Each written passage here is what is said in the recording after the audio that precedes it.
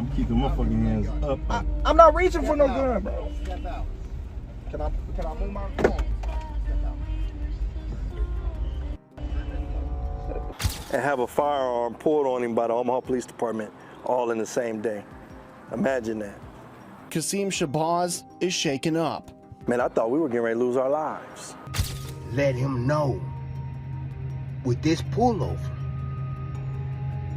this was authorized. Think about that. Authorized to pull him over. That you ain't gonna never be bigger than us. That's what the cops send a message. I don't care what anybody say. Terence Crawford's victory celebration in Omaha took an unexpected turn. Just hours after the city honored him with a parade and a packed party following his win over Canelo Alvarez, he was stopped by police in the early hours of the morning. According to authorities, Crawford was driving a blue four-door sedan at high speed when officers pulled him over around 1:27 a.m. The situation escalated after police reportedly spotted a firearm on the floorboard, prompting them to draw their weapons and order everyone out of the vehicle. Stepping out, seatbelt. Step out. I'm opening the door. You can take I'm mine opening the off door. of me right here on my right. I'm keeping my fucking hands up. I'm not reaching for no gun, bro. Step out. Can I move my phone?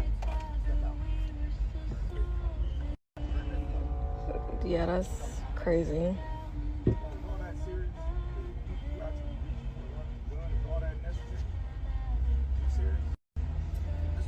Tim Bradley reflected on Terence Crawford's traffic stop, noting that it felt less like a routine violation and more like a calculated reminder from authorities. He suggested that Crawford's rising fame had reached a point where some felt the need to humble him, sending the message that no matter how high he climbs, he'll never be bigger than us. Bradley compared it to the way joyful moments are often interrupted by sudden unease. Crawford was celebrating on cloud nine in his own city, yet the flashing lights of a police stop turned triumph into tension, overshadowing his success. I mean, Terence Crawford, he on the highest cloud, bro. In his city, let him know. Let him know. With this pullover, this was authorized. Think about that. Authorized to pull him over. That you ain't gonna never be bigger than us. That's what the cops send a message. I don't care what anybody say. The cops send a message. This our city. You might got the key, but I got the handcuffs. That's what that was. Yeah.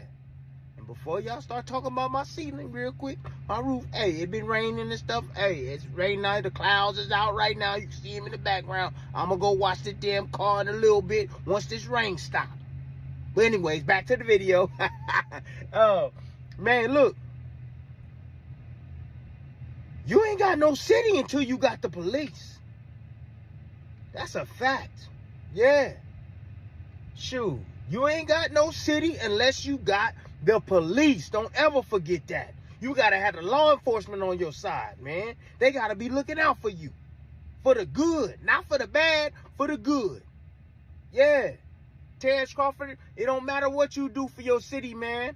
Bruh, I'm letting you know right now, man. With this incident right here, they waiting on you to do something bad. This dude right here, he was trying to jack you. He was trying to catch you slipping. That's all it was. Seeing you on TV, displayed all on TV, parades shut down and stuff. He got to be, securing certain points and stuff like that. He mad.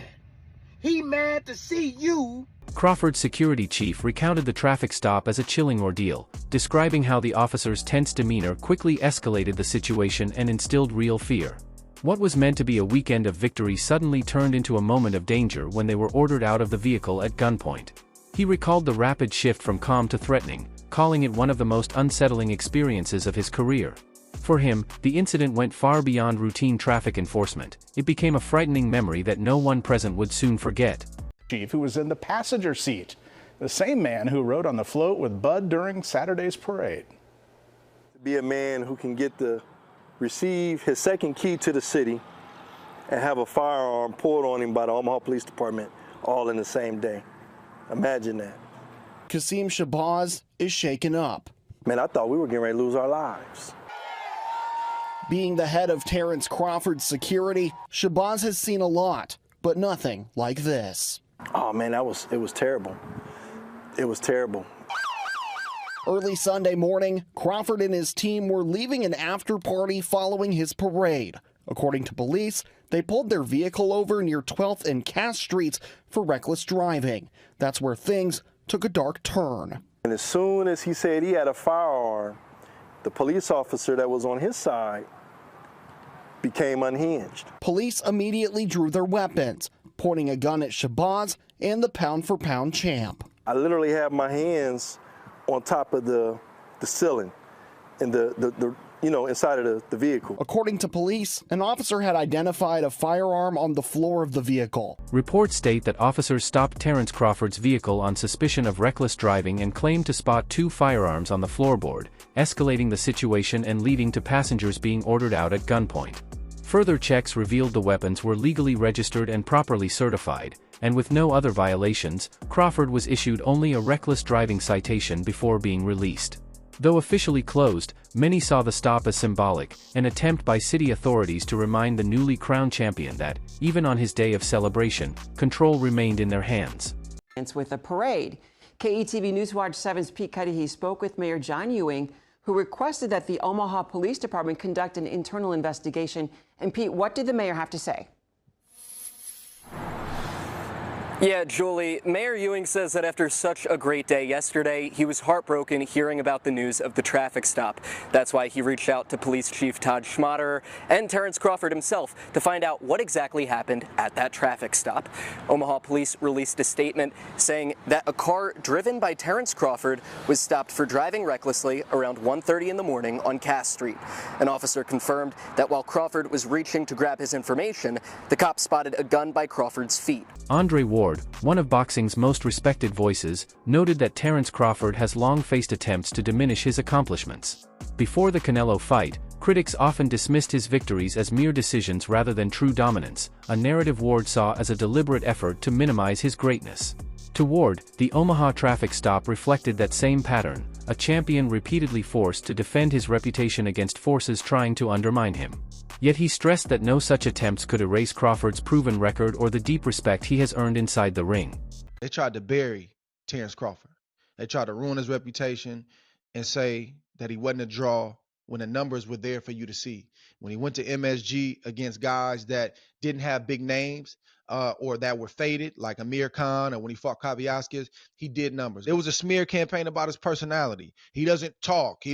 Nobody wants to hear him. No, that you don't want to hear him. So you try to speak for the masses when the whole time you have a star right here. You got to learn how to talk to this man. Even as recent as his last fight, the fight before Canelo, the smear campaign continued. I don't hear the smear campaign now. Them voices got really, really quiet like they typically do when they get proven wrong. And they either try to jump on the wagon. I knew this kid was going to be that.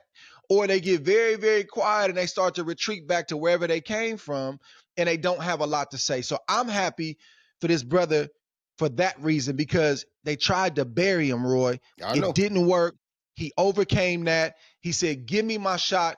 I'm going to show you. And he kept doing it time and time again. And he did it again against Canelo Alvarez Saturday night. Here's a polished rewrite of your paragraph. Commentators speculated that beyond the official reports, deeper dynamics may have shaped the incident. Some suggested Omaha's leadership felt uneasy with the influence and recognition Crawford now carried, having risen from local talent to world champion and a symbol of community pride. Analysts hinted the stop might have been a subtle reminder, to him and the public, that established institutions still held authority. Framed this way, the episode fit a broader theme. With fame comes new challenges, and those in the spotlight often face tests meant to check or limit their growing influence. Police officer wanted to send a statement because he doesn't like the rise of the Black Messiah. He don't like to see a black person in position of power. So he pulled Terence Crawford over for quote-unquote reckless driving. And as he approached the car, he decided to lie on his report because as he approached the car, he stated that he saw a firearm on the floor panel. Come to find out, Terence Crawford informed him as he approached the driver's side door where Terence Crawford was driving And in the passenger side was Terence Crawford's head security guard. In the back was Coach Malachi. And a young lady was on the side of Coach Malachi in the back seat. And Terence Crawford has legal firearms, and of course his security has legal firearms. They informed the officer that they have legal firearms in the vehicle. He then brandished his firearm, pointed at Terence Crawford's face, and then got very aggressive as Terence Crawford got, and his security and everybody in the vehicle, Coach Malachi, got nervous because he started to show the actions and body language of somebody that wanted to do something completely left. And now in the police report that has been obtained by the community and released and leaked, he never puts about the reckless driving. He never puts speeding. Former world champion Amir Khan voiced his support for Terence Crawford, stressing that no controversy can diminish his accomplishments. Khan praised Crawford's skill and determination, recalling his long-held belief that Crawford would establish himself as one of the sport's best. In Khan's view, the Omaha incident cannot tarnish the reality that Crawford is a reigning champion with a secure legacy. Attempts to pressure him or downplay his achievements, Khan argued, will never erase his greatness. For fans, Khan's words served as an uplifting reminder that true talent always outlasts criticism.